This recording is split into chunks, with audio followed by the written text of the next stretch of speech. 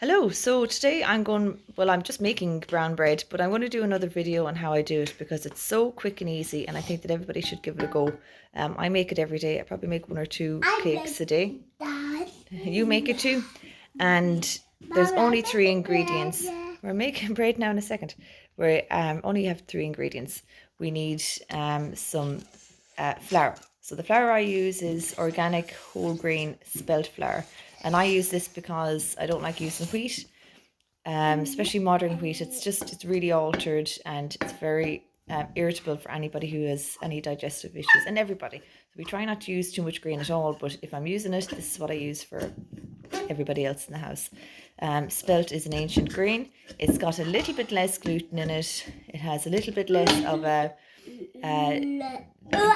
glucose impact, so it's slightly lower GI, but it still is grain. It still is a carbohydrate, but I just think it's a healthier option to use. And I use all whole grain. I don't use the white one anymore. I used to use the white one, but now I've cut out the white and we just use the whole grain.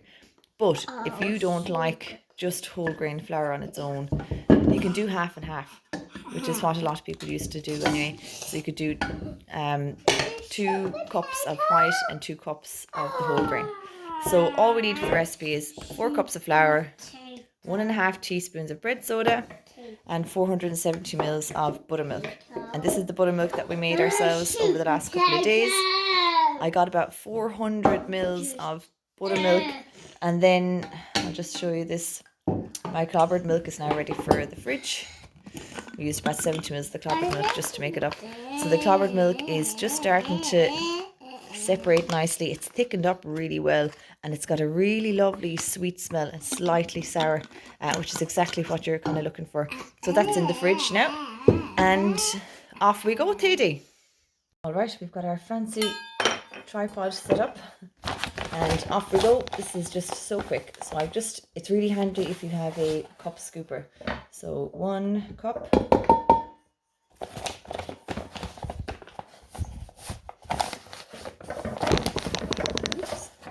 2 cups.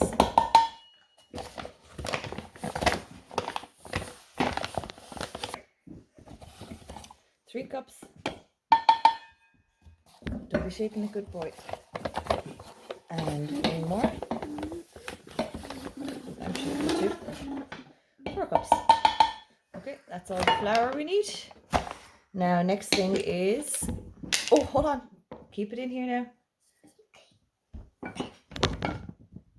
Maybe I'll bring your chair closer. Keep your hands on for just a minute. We'll get everything in. Right, we're going to have 1 teaspoon and a half teaspoon. 1.5 teaspoons of bicarbonate of soda or bread soda.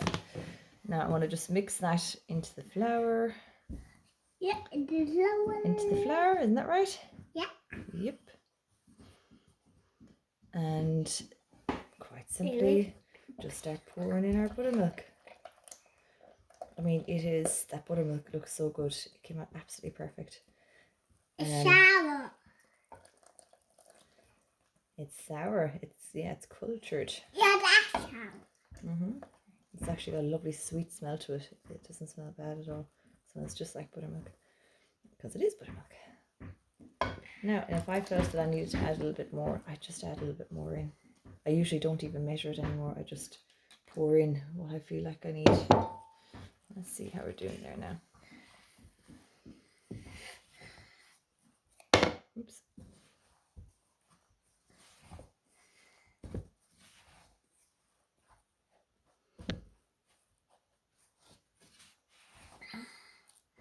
I think we'll pour in another bit there. I think we're going to pour in another bit. We'll use more of the clobbered milk. But obviously, you can just buy buttermilk in the shop, and that's what you'll use. Oh, this is perfect now. I think we got it now, Teddy. Yeah, we think we right, got so it. you see all the flours combined there with the milk. And do you know what? Sometimes, like, I haven't had buttermilk and I've just used normal milk, or put a bit of yogurt in it, or used yogurt instead, or if I have over fermented my milk kefir, I've used that in it, and that's come out really well as well. So it's very forgiving. Now, I'm going to pour in a little bit more of the clobbered milk. I think we're going to pour in another bit. I think we're going to pour in another bit. We use more of the clobbered milk. So Let's see. Now it's time to get our hands in. Okay. Yep. Hold on. How about I give you your own little piece here? That work? Some flour in it. Hold on. Flour. Now you can make your cake there. I'm gonna just shake some flour just to coat the outside so that you can just hold on a second now. I need some for my tiny bit. one more tiny bit, and then Mommy's gonna make the cake out of this one. Just enough to powder the outside of it or flour the outside of it so that you can make it into a cake shape. Now I don't even bother putting this out. I'll actually have some more for you at the end when I clean off the bowl if you want to wait. Do you want to roll that up into a little bun or something? Right, so you don't really need to knead it. You just want to get it all to stick together. Yeah, I could be very lazy because I do this every day. So it's like minimal mess and minimal ingredients and minimal time that it takes me to do it. That's kind of what I'm looking for. So once I get it all together, you can put it on the table. Absolutely, it's fine. I just like having not too many things to have to clean up afterwards. Now, I am perfectly happy with that. I want to just, 1 second. I actually have a good bit here for you, Teddy, if you just wait a second. We have none left for it. Okay. I'm just going to pop that onto a baking sheet tray, and I'll just show you what I do next. Alright, so I'm literally just, oh, you've yours ready to go in. Are you popping yours in the oven too? Yeah. Just make sure that it's all nice and not too many things sticking out there. You don't want to overwork it or anything. Grab your bread knife. You're going to cut it. Score it this way. Cut your one. Yeah, Yeah. And this way. And we cut your one this way. Ooh, that's going to look nice. I cut mine this way. You're cutting it that way. Oh, excellent. That's going to look so nice. Now. And that's it. The oven is on at 200 degrees Celsius. I'm going to pop this in, and I'm going to try and time it because I never normally time it. I just look and see when it's done. So off we go into the oven. Alright, so Katie's little breads, he did a second one after that, are done. His are done in half an hour, and he's very hungry now, and he wants to eat them and bang them open. Isn't that right? Let's open them up and see what it looks like.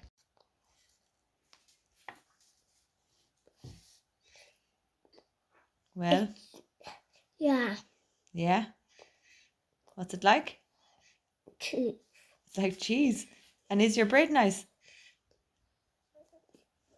Tasty? Yeah. Oh, good. Great job. You made that yourself. Yeah, good. You did. Great boy. We are 40 minutes in. This is looking gorgeous, but I want to just show you how to check it. So when I push down here, it's very easy to push down. It's too soft. So that's how I know I need to put it back in for another while. But how yum does that look? Okay, so I've taken the bread out now, and let me just check what time is it.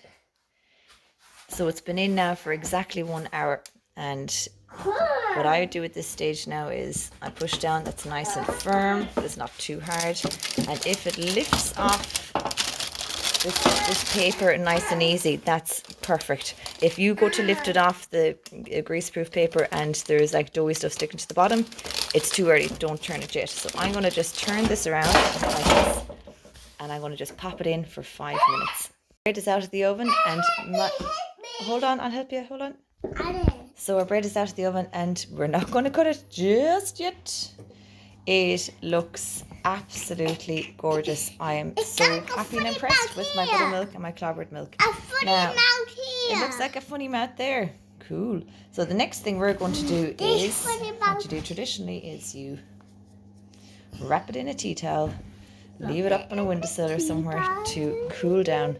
By wrapping it in the tea towel, the crust won't be so hard. It'll keep some of the moisture in. Okay, so our bread is nice and warm. It is cooled down loads. It is nice and warm. Now for the most exciting part is to cut right. It's cold. That bread is cold. That bread is cold. So let's cut through it. Better to let it cool down before cutting it because the crust can get a little bit crumbly. So this is still warm. It's cold. It has cooled down loads. That is cutting really nice and easy. I'm excited to see. That is absolutely perfect and yummy. And look at, if you do this, it'll just show you how lovely and spongy that is all the way from there, all the way up. It is it is cooked perfectly, and I'm so happy with my buttermilk. So when you're cutting this nice, you usually cut it into quarters. You can wrap them up and save them for later. Cut ourselves a slice. Oh my gosh, look at that. Look at it. Yummy. How long did that take to make? Like no time. You can just shove it in the oven then and put an alarm on your phone so you remember to check on it. And oh my gosh, it's so spongy. It is so nice. I got some yummy melted butter. Take a look at that. Perfection. Yum. And if you do forget to put an alarm on your phone and you do forget about it, don't think that it's for getting rid of, because that happens to me regularly, and it's really way too brown on top and it's like really overcooked. But if you take it out of the oven straight away then and smother the top of it with butter, apparently that's what my grandmother used to do. My mother told me if she forgot about it and she'd take it out, she'd cover the lot of it with butter, then wrap it in your tea towel and let it cool down, and the butter would seep into the crust and soften it, and then just add even more yummy delicious flavour to it. So there you have it, your very easy 3 ingredient traditional Irish soda bread.